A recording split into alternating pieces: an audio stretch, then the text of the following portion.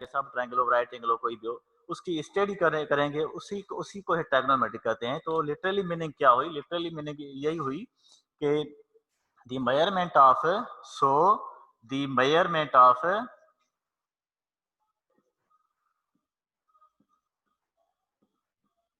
the measurement of a triangle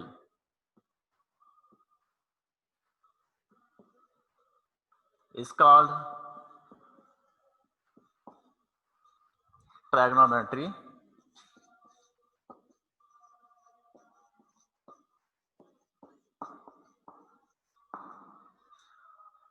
The word trigonometry has been derived from three Greek words. I try, it means three, gono means angle, and metron, it means measurement. So literally meaning the measurement of triangle is called trigonometry. So इसे कहते हैं ट्रायगोनोमेट्री। मतलब triangle की जो हम study करेंगे, side, angle, उसी उसकी मेजरमेंट को, जो भी इसकी मेजरमेंट है, हम उसी उसी के बारे में पढ़ेंगे, उसे कहते हैं ट्रिग्नोमेट्री। और इसकी जो एप्लीकेशन है, मैंने आपको पहले ही कहा है, जैसे जब तक हम कुछ कंडीशंस, टर्म्स वगैरह विथ डेफिनेशन के साथ नहीं पढ़ेंगे, तब तक हमें ऐसी कोई भी एप्लीकेशन शो नहीं होगी। क्योंकि मैंने आपको पता है, सिंपली वे के मैं आपको ये बता रहा हूँ कि ट्रिग्नोमेट्री जो हम यूज कर रहे हैं वो इनडायरेक्टली मेजरमेंट के लिए करते हैं, जिसकी जिसकी मेजरमेंट हम इम्पॉसिबल नहीं कर सकते हैं, जैसे टावर की मेजर नहीं कर सकते। इसीलिए इसी ऐसे वर्ड्स की, ऐसे इंस्ट्रूमेंट की हमें नीड पड़ेगी, या कोई ऐसी स्टेटमेंट होगी मैथमेटिकली वे, जैसे ट्रिग्नोमेट्री है, उसी की हेल्प से हम इसकी स्टडी करेंगे। ठीक है। सो ये चैप्टर नंबर जो न्यू मैथमेटिक्स है फर्स्ट ईयर की, करंट में जो चल रहा है वो चैप्टर नंबर 9 है, और जो ओल्ड है उसमें शायद 13 चैप्टर है। सो ये पोर्शन में स्टार्ट कर रहा हूँ। इंशाल्लाह इसमें कोई भी कोई क्वेश्चन वगैरह हो तो आप आसानी से बेफिक्र से पूछें। और मैं इसके साथ में आपको ये भी बताऊंगा कि मैं कुछ उर्दू भी लैंग्वेज यूज करूंगा, कुछ सिंधी भी यूज करूंगा। जाहिर सी बात है, जो सामने वाले स्टूडेंट्स हो गए, मे भी उसको समझ में ना आई हो, तो सिंधी में भी आप क्वेश्चन कर सकते हैं, उर्दू में भी कर सकते हैं, दोनों को मिक्स करके हम चलेंगे। और अच्छी बात मैं आपको ये कहूँ कि आप ऐसा करो कि अपने सामने मैथमेटिक्स की किताब खोल दें, ठीक है, फर्स्ट ईयर का खोल दें, और उस प्लस में कैलकुलेटर भी रखें, चाहे थोड़ी भी दिक्कत ना हो। आप वो जैसे जैसे मैं पढ़ाता जाऊंगा, आपको जैसे ही कहूंगा आप इसका आंसर बताएं, जहाँ कोई भी कैलकुलेटर यूज करें। ठीक है। सो ये हो गया डेफिनेशन ऑफ ट्राइग्नोमेट्री। क्लियर हो गया? अब आप ऐसा करें, इसके स्क्रीनशॉट।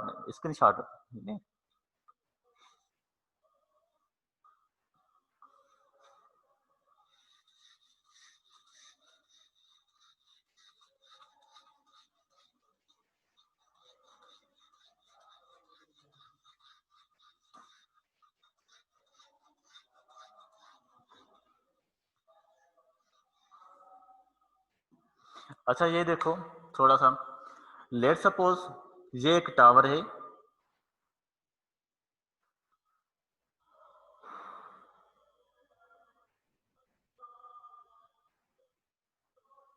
ठीक, ये एक है टावर, एक बंदा है जो यहाँ पर खड़ा है। अब जाहिर सी बात है, इस बंदे से लेकर यहाँ तक तो डिस्टेंस होगा, थोड़ा सा डिस्टेंस है, वो कितना होगा ये खुद काउंट कर सकता है। जो पॉसिबल होगा बाय स्टेप जरिए ये काउंट कर सकता है। लेट सपोज हम ले रहे हैं 5 मीटर, ठीक है। अब हमारा टारगेट क्या है कि ये जो टावर है वो कितना ऊंचा है, मतलब है केतिरो टावर मथे डिगो आहे, इन जे असांखे छा करणी आहे, मेयर करणी आहे। हाणे ज़ाहिरी ॻाल्हि आहे, हितों तो असां मेयर करे सघूं था, यहाँ से लेकर यहाँ तक तो हम मेयर कर सकते हैं, जिसे कहते हैं डायरेक्टली मेयरमेंट है। अब ये तो नहीं कर सकते, ये तो बंदा ऊपर नहीं जाएगा, कैसे जाएगा? चलो ठीक है, जाएगा तो सही जाएगा, मेयरमेंट एक्यूरेट नहीं मिलेगी। या फिर कुछ टावर से इतने भी बड़े लंबे होते हैं जो हम इम्पॉसिबल है, जो हम ऊपर जा, हाँ ऊपर जाएं। सो ऐसे इनडायरेक्ट, ऐसे कोई इसी को ही कहते हैं इनडायरेक्टली मेजरमेंट। अब मुझे इसकी नीड है मेजरमेंट के लिए कितना ऊंचा है। तो इसकी मेजर करने से पहले हम क्या करेंगे, हम ये देखो, अगर मैं इसको इनसे मिला दूं तो ये एक ट्रायंगल बन गया। अब ये एक ट्रायंगल बन गया और यहाँ से एक एंगल बन रही है, ठीक है। और यहाँ की एक एंगल बनी, ये भी हमें पता होना चाहिए कि ये जो टावर है वो स्ट्रेट में वर्टिकल है या कोई थोड़ा सा इसे 90 से लेस देन है या ग्रेटर है। मतलब हम इसकी मेजरमेंट करने से पहले ये जो फिगर बन रही है वो एक ट्रायंगल की बन रही है। तो अब हम पहले ट्रायंगल की स्टडी करेंगे, उसके बाद हम जाकर हम कहेंगे तो इसकी मेजर कैसे करें। सो यही है एप्लीकेशन, आगे चल के और भी एप्लीकेशन पढ़ेंगे। ठीक है, तो उसके ट्रायगोनोमेट्री के डेफिनेशन के बाद हम आ रहे हैं एंगल पर। ठीक है, तो एंगल क्या होती है? वैसे ट्रायगोनोमेट्री टू टाइप्स की होती है। एक होता है प्लेन ट्रायगोनोमेट्री और दूसरा होता है स्फेरिकल ट्रायगोनोमेट्री। ठीक है, सो प्लेन ट्रायगोनोमेट्री का मतलब यही होता है कि ये जस्ट लाइक एक प्लेन है, इस प्लेन पर हम कोई भी फिगर निकाल सकते हैं एक्स वाई जेड। और स्पेरिकल का मतलब ये होता है कोई स्पेयर में, जैसे एक बॉल होता है, बॉल में हम कोई भी फिगर बना सकते हैं। लेकिन मैं पहले एंगल बताऊंगा, ऐसा ऐसा चल के मैं आपको इसके टाइप्स बताऊंगा और उसके एग्जांपल भी करेंगे, थोड़ा सा ट्रायंगल के बारे में स्टडी करें। ठीक है, so angle,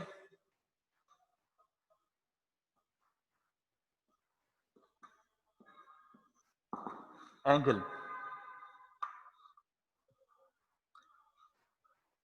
the union of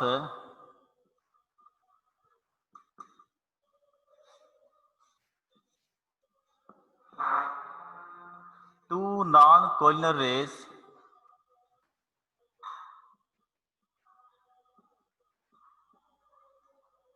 collinear rays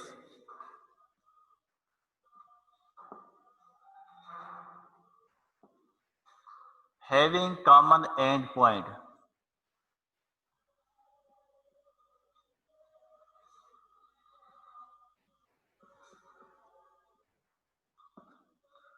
Having common end point is called an angle.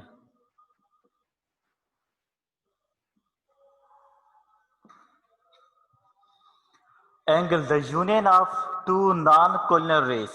अब आप कहेंगे सर ये collinear क्या है, फिर कहेंगे सर नॉन कोलिनर क्या है, कोलिनर रेस।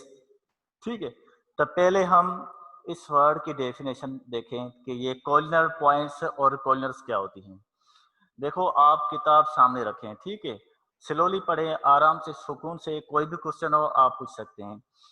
कोलिनर रेस, अब देखो फॉर एग्जांपल सबसे पहले पहले मैं आपको बताऊंगा कोलिनर पॉइंट्स।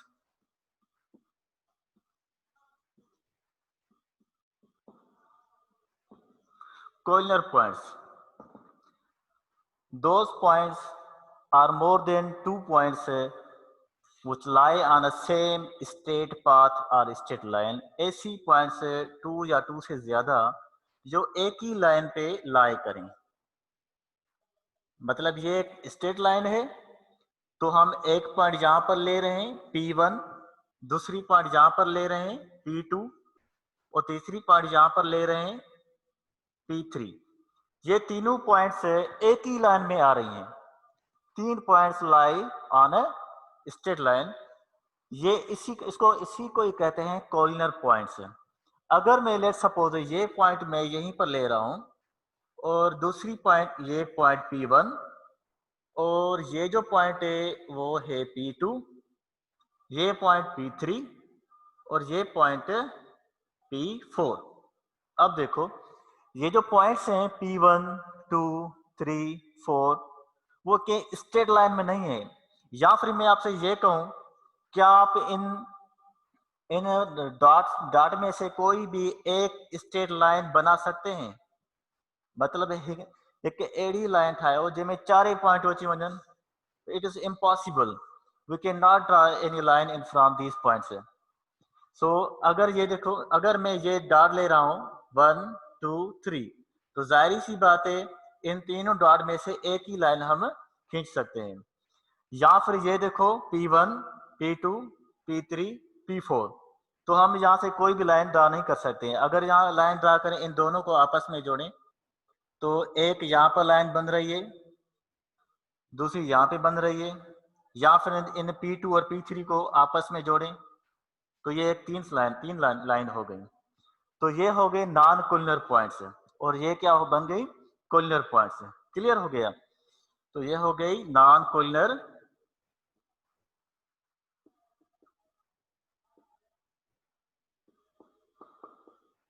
पॉइंट्स। अब देखो यहां पर क्या लिखा हुआ है, नॉन कोलिनर रेज। हमने जो स्टडी की है वो कोलिनर पॉइंट्स की स्टडी की है। अब क्या पढ़ेंगे, नॉन कोलिनर रेज और कोलिनर रेज। लेट सपोज एक हम स्ट्रेट लाइन ले रहे हैं, ठीक है, उसमें एक रे, ये दूसरा, तीसरा, चौथा, इस तरह से ये 4 रेज हैं, 1 2 3 4, 4 रेज। ये 4 रेज है, इसके डायरेक्शन एक ही है, एक ही स्ट्रेट लाइन में एक ही पाथ में जा रहे हैं। अगर मैं आपको ये कहूं कि एक एरो यहाँ पर लें, दूसरा एरो यहाँ पे लें और तीसरा एरो यहाँ पे लें, तो इन तीनों एरोस का जो डायरेक्शन है वो डिफरेंट है, इनमें एक ही लाइन में नहीं जा रहे हैं। तो ये हो गया कोलिनर रेज और ये हो गया नॉन कोलिनर रेज। क्लियर हो गया?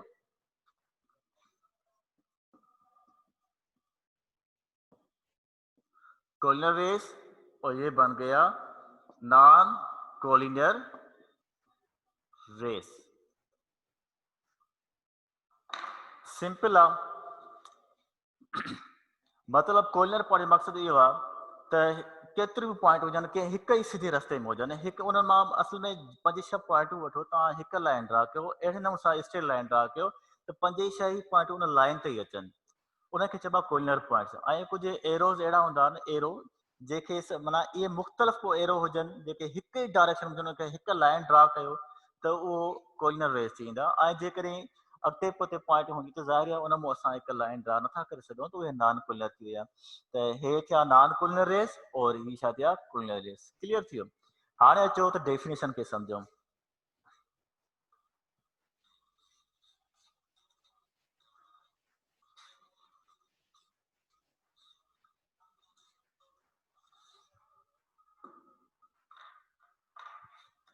The union of two non-collinear rays.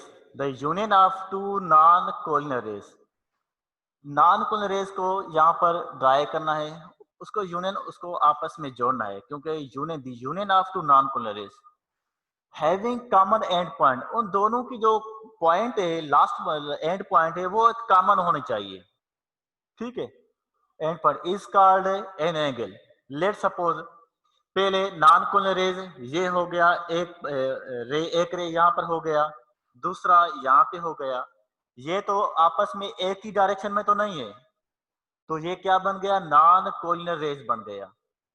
अब देखो यहाँ पर लिखा हुआ है हैविंग कॉमन एंड पॉइंट, इन दोनों की जो एंड पॉइंट है वो दोनों की कॉमन होनी चाहिए, माना जाए कि आखिरी जेका एंड पॉइंट आहे उहा बि इनजी साॻी थियणु खपे, हुजनि बि नॉन कोलिनर रे, ऐं उनजी जेका एंड पॉइंट आहे उहा बि कॉमन थियणु खपे। त असां छा कंदासीं, तो हम ऐसे कैसे कर सकते हैं, ये एक रे है, उसकी ये एंड पॉइंट है, इसी एंड पॉइंट से दूसरा रे आप निकालें।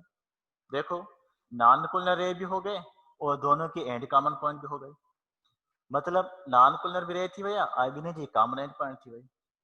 आया समझ में? नॉन कोलिनर हाणे ही असांजी छा थी वई, इहा असांजी एंगल थी वई। सो अब देखो ये जो फर्स्ट रे है इसे हम कहते हैं इनिशियल रे।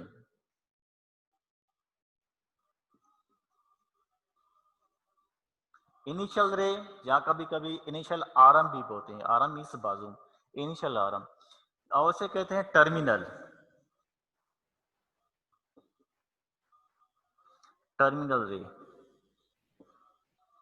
ठीक है, इनिशियल रे, टर्मिनल, टर्मिनल रे। ये पहले इस लाइन को यहां पर खींचो, उसके बाद जो टर्मिनल है वो रोटेट हो रही है इस तरह से, इस तरह से रोटेट हो रही है, यहां से अपवर्ड डायरेक्शन में, अपवर्ड डायरेक्शन में रोटेट हो रही है, ठीक है। अब ये जो है वो एक एंगल है, इसे कहते हैं एंगल। क्लियर हो गई definition? The union of two non collinear rays, दोनों की आपस में जोड़ो, नॉन कोलिनर रेज होने चाहिए, हैविंग कॉमन एंड पॉइंट, दोनों की एंड पॉइंट भी कॉमन होनी चाहिए, common end point is called an angle. Clear? अब देखो, अब ये हम ऐसे भी बना सकते हैं इस तरह से कि ये इनिशियल,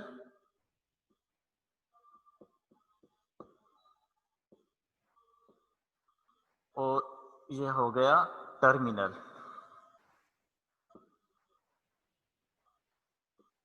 टर्मिनल रे। अब ये तो रोटेट अपवर्ड हो रहा है और ये रोटेट डाउनवर्ड हो रहा है इस तरह से। ठीक है, ये जो लाइन है इनिशियल रे, इस पे कोई भी असर नहीं होगा, ऐसे कोई ये यहीं पर रहेगी, ये यहीं पर रहेगी। और जो टर्मिनल है वो चाहे अपवर्ड जाए या वो चाहे डाउनवर्ड आ जाए या रोटेट करे। अगर रोटेट करेगी तो क्या बन जाएगा, एक कंप्लीट सर्कल बन जाएगा। सो हम आगे पहले इसकी स्टडी करें।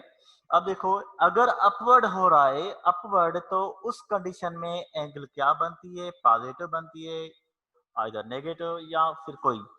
और इस कंडीशन में देखो, अगर जब ये डाउनवर्ड होता है तो इस कंडीशन में एंगल जो बनेगी वो क्या बनेगी, वो नेगेटिव बनेगी। ठीक है, तो यहाँ पर जो एंगल होगी वो पॉजिटिव होगी, उसे कहते हैं काउंटर क्लॉकवाइज।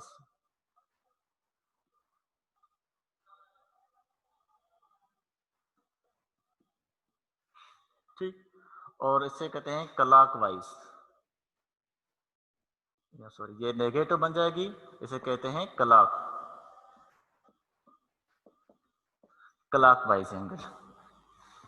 अब देखो, वाल वाल वाल क्लॉक जो होता है, ये एक वाल क्लॉक है। ठीक है, हेलो, 1 2 3 4 5 6 7 8 9 10 11, ये एक वाल क्लॉक है। ठीक है, और ये घंटे वाली घंटे वाला कांटा, और ये मिनट्स वाला, और ये सेकंड्स वाला कांटा। ठीक है, अब देखो हमें पता है ये जो क्लॉक है, इसकी जो मिनट सेकंड वाला जो कांटा है वो किस तरह से रोटेट करता है, क्या अपवर्ड जाता है इस तरह से या डाउनवर्ड। ये तो इस तरह से आता है, डाउनवर्ड, इस तरह से। ठीक है, डाउनवर्ड। जैसे जैसे ये टर्मिनल साइड डाउनवर्ड रोटेट होगी तो हम इसे नेम देते हैं क्लॉक वाइज, क्योंकि क्लॉक वाइज का मतलब ही यूं ही है, क्लॉक मीन्स घड़ियाल, वाइज मना उसी की तरह, या फिर लेट सपोज सचा होता है घड़ियाल वांगर। ठीक है, घड़ियाल वांगर जो मकसद आता है डाउनवर्ड, क्लॉक वाइज। अगर अगर ये टर्मिनल साइड अपवर्ड अपवर्ड जा रही है, अपवर्ड रोटेट हो रही है, तो इसके इसके इसका एंटी हो गया, एंटी क्लॉकवाइज, क्योंकि इसका डायरेक्शन अपवर्ड में, इसलिए हम उसे ये भी कहते हैं एंटी क्लॉकवाइज। ये क्लॉकवाइज हो गया तो ये क्या बन जाएगी, पॉजिटिव, एंटी क्लॉकवाइज।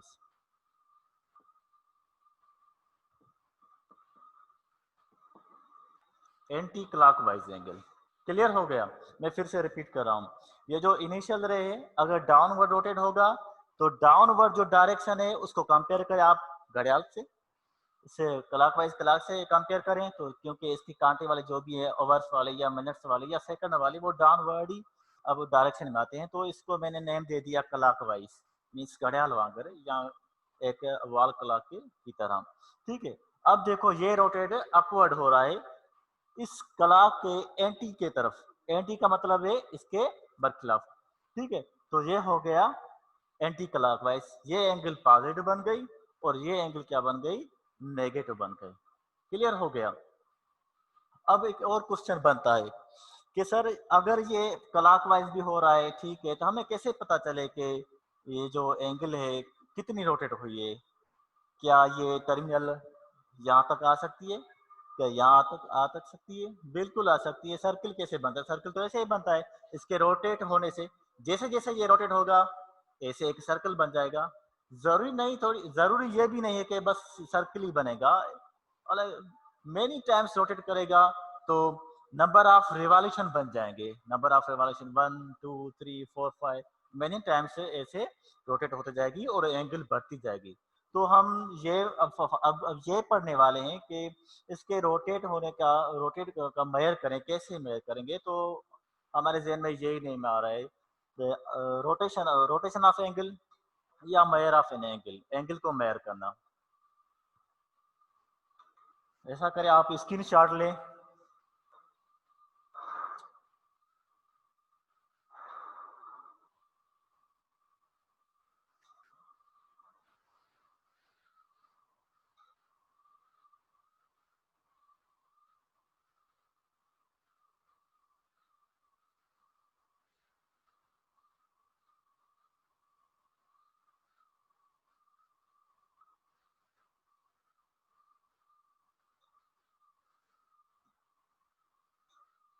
सो अब पढ़ेंगे mayor of an angle.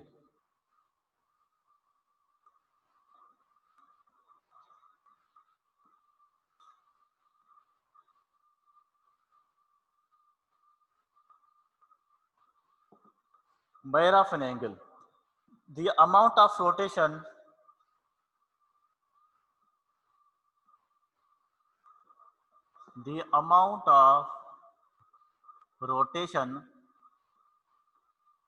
is called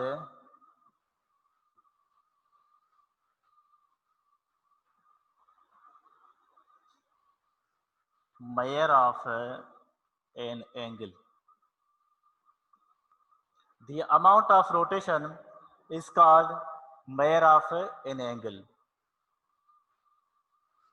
which is denoted by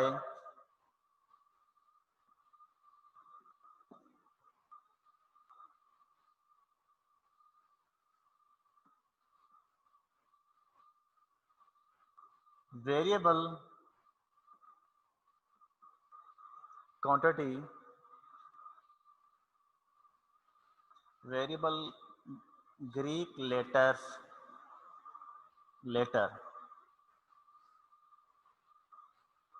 I, theta हो गई, इसे कहते हैं थीटा,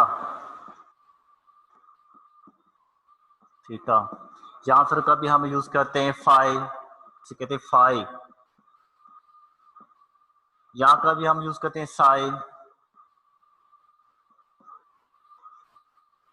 एस आई साई,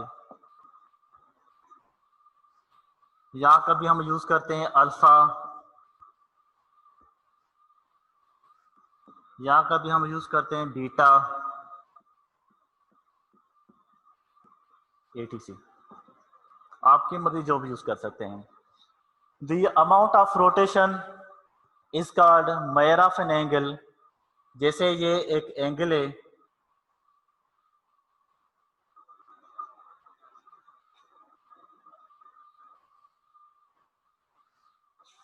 ये रोटेट हो रही है, ये हो गई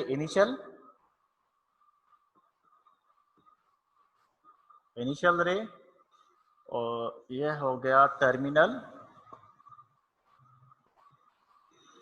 ठीक, ये रोटेट हो रहा है, ठीक है। अब इसको आप लिख सकते हैं थीटा से, थीटा हो या इनमें से कोई भी आप यूज कर सकते हैं, theta, phi, psi, alpha, beta और गामा भी होता है, गामा भी, ठीक है। इसको इस वर्ड से यूज कर सकते हैं। अब मैंने यहाँ पर एक वर्ड लिखा है variable quantity, variable Greek letter. ये वेरिएबल क्यों, उसे वेरिएबल क्यों कहते हैं? क्योंकि जाहिर सी बात है, ये जो रोटेट हो रहा है वो जरूरी थोड़ी है 20 डिग्री तक हो, 30 डिग्री हो सकती है, 60 डिग्री हो सकती है, 90 हो सकती है, 180 हो सकती है, 270 हो सकती है, 360 हो सकती है। इस तरह से ये यहाँ तक जाएगा, इस 90 एंगल बन जाएगी, या फिर यहाँ तक भी आ सकता है, यहाँ तक भी आ सकता है, और यहाँ तक भी आ सकता है, यहाँ से लेकर यहाँ तक, ठीक है। यहाँ पर 90 हो गई, यहाँ पर 120, लेट सपोज कंसीडर करें, इस तरह से ये बढ़ती जाएगी। तो थीटा का जो वैल्यू है वो वेरिएबल होगा, कोई कांस्टेंट वगैरह नहीं होगा, 30 हो सकती है, 60, 90, 50, जो भी वेरिएबल हो सकती है। इसे कहते हैं mayor of an angle. Clear हो गया? स्क्रीनशॉट लें इसकी।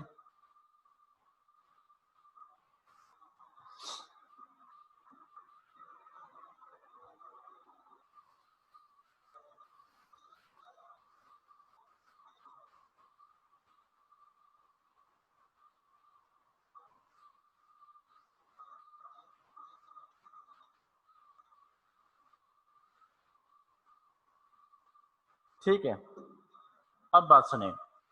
पहले आपने क्या पढ़ा? ट्रायगोनोमेट्री, ट्रायगोनोमेट्री की थोड़ी स्टडी की। उसके बाद जो हमने पढ़ा है वो पढ़ा है एंगल। और एंगल जो बनती है वो नेगेटिव भी होती है और पॉजिटिव भी होती है। जो एंगल काउंटर क्लॉकवाइज है या एंटी क्लॉकवाइज एंगल है उसे पॉजिटिव कहते हैं, और जो डाउनवर्ड इट मींस क्लॉकवाइज उसे नेगेटिव कहते हैं। अब उसके बाद हमने पढ़ा mayor of an angle, angle को मेयर करना कि एंगल का रोटेशन कितना है, 60 है, 30 या 50 जो भी हो बन सकते हैं। अब सवाल ये है कि सर एंगल को हम मेयर तो कर रहे हैं, लेकिन किस यूनिट में करेंगे मेयर? ऐसा कौन सा यूनिट है जिसमें एंगल को मेजर किया जाता है? मतलब सवाल ये हुआ एंगल के मेजर तक पर किछा में मुन के मेजर कयो, उन जी यूनिट कहिड़ो आहे, उन जो एको कहिड़ो आहे जंहिंमें एंगल के मापियो वञे, मेजर कयो वञे। त असां उहो पढ़ंदासीं the unit of measure of an angle. Unit of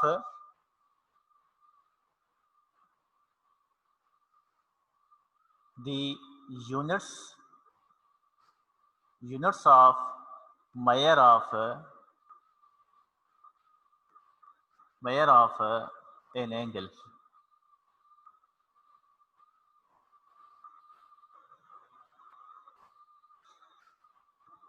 the units of measure of an angle. Angle के मेजर करने के दो यूनिट होते हैं, वो कौन से होते हैं? नंबर 1 पहला होता है सेक्साडेसिमल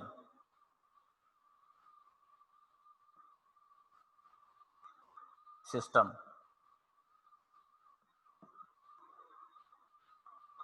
और सेकंड होता है सर्कुलर सिस्टम।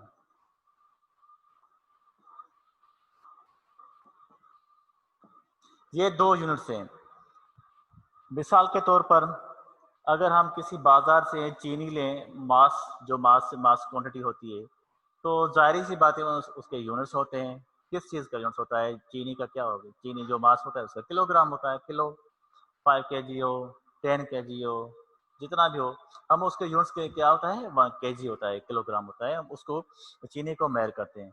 या फिर हम कभी कभी सिटी जाते हैं, पेट्रोल गाड़ी के लिए पेट्रोल, तो वो किस तरह से मेजर करते हैं? उसके एक खास यूनिट्स होते हैं, जैसे लीटर होता है, तो लीटर के हवाले से हमें वो पेट्रोल मिलता है।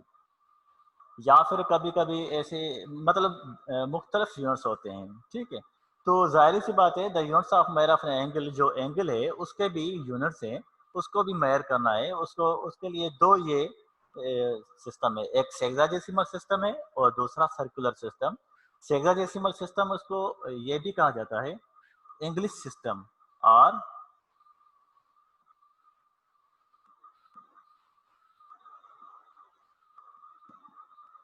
इंग्लिश सिस्टम, ठीक है। सर्कुलर सिस्टम, ये दो सिस्टम है जिसके जरिए हम एंगल को मेजर कर सकते हैं, ठीक है। सो हम आज जो पढ़ेंगे वो ये पढ़ने वाले हैं फर्स्ट सेक्साडेसिमल सिस्टम। इसको मैं इरेज करता हूँ, या फिर ऐसा करो इसका स्क्रीनशॉट लें, तो मैं पहले इसकी डेफिनेशन लिखता हूँ, उसके बाद आगे चल के लिखता हूँ।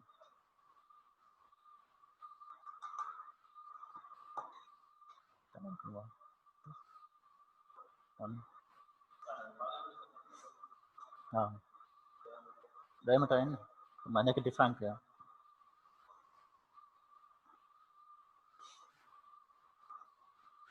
सो पहला जो उसका यूनिट है वो है सेक्साडेसिमल सिस्टम और इंग्लिश सिस्टम। इसको डिफाइन कर रहे हैं, a system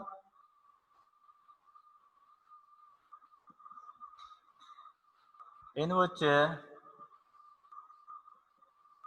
an angle measured in degree, minute,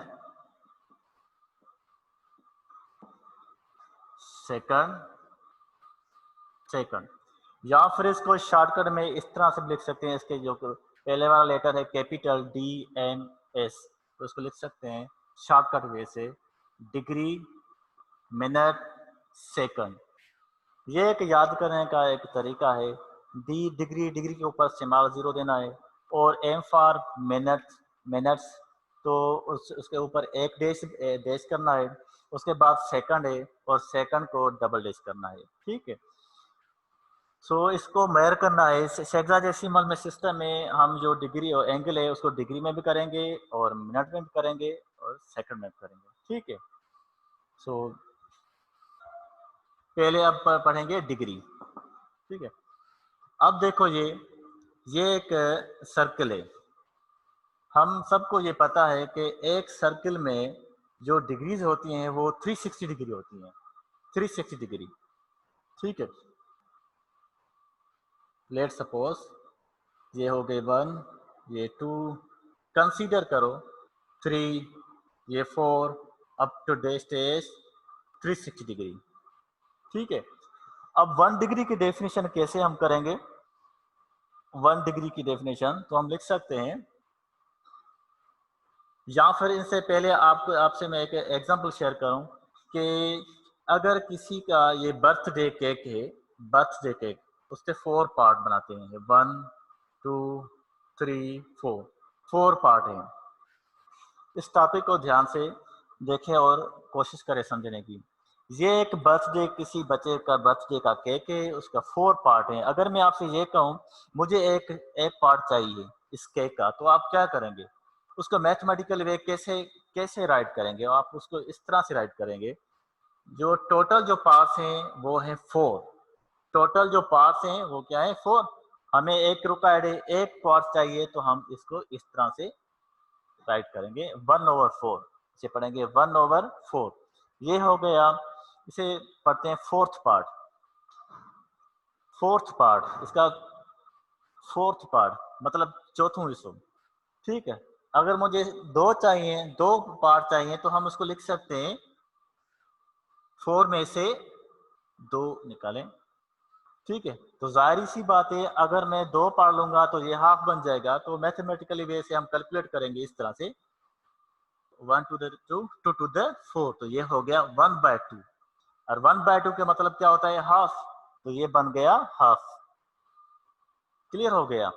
तो मुझे यही समझाना चाहिए था कि फोर्थ पार्ट किसको कहते हैं, हाफ पार्ट किसको कहते हैं। अगर मैं आपसे ये कहूँ कि एक केक है, उसके आप मुझे एक 6 पार्ट चाहिए, इसका 6 पार्ट चाहिए।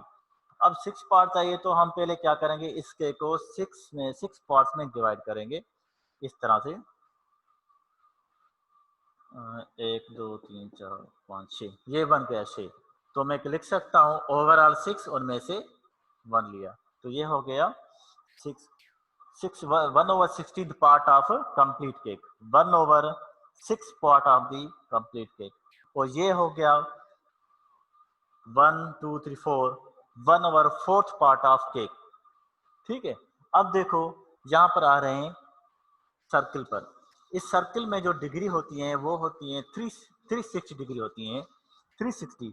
अगर मैं आपसे ये पूछूं मुझे इस कंप्लीट सर्कल जो 360 डिग्री है, मुझे 1 डिग्री चाहिए, तो आप उसको किस तरह से मैथमेटिकल वे राइट करेंगे? जाहिर सी बात है 1/360 लिखेंगे। तो ये होगा ए 1/316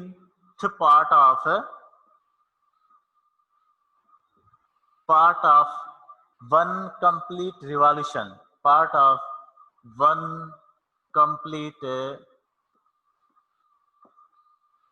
revolution is called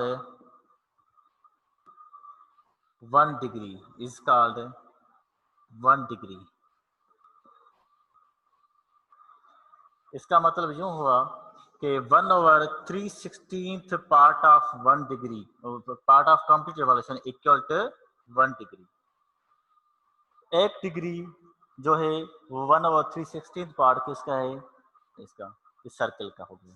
ठीक है, अब देखो आप ये भी कह सकते हैं सर 1 डिग्री भी तो ठीक है, क्लियर हो गई। 1 डिग्री इसका 316 पार्ट होता है, इस पूरे कंप्लीट सर्कल का 316 पार्ट वो एक 1 डिग्री बन गया। ऐसे देखो 1 2 3 4 5, उनमें से हमने एक लिए, तो टोटल 360, उनमें से एक लो, तो ये हो गया 1 डिग्री, 1/316 पार्ट।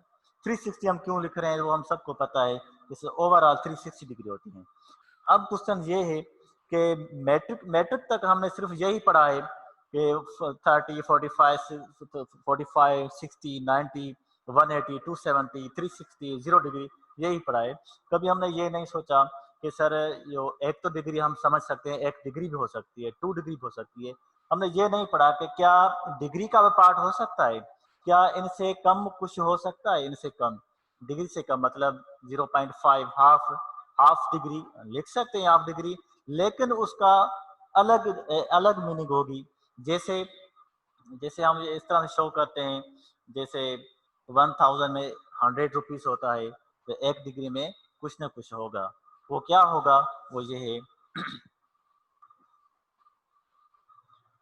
इसे नोट करें, स्क्रीनशॉट लें तो मैं लिख रहा हूँ।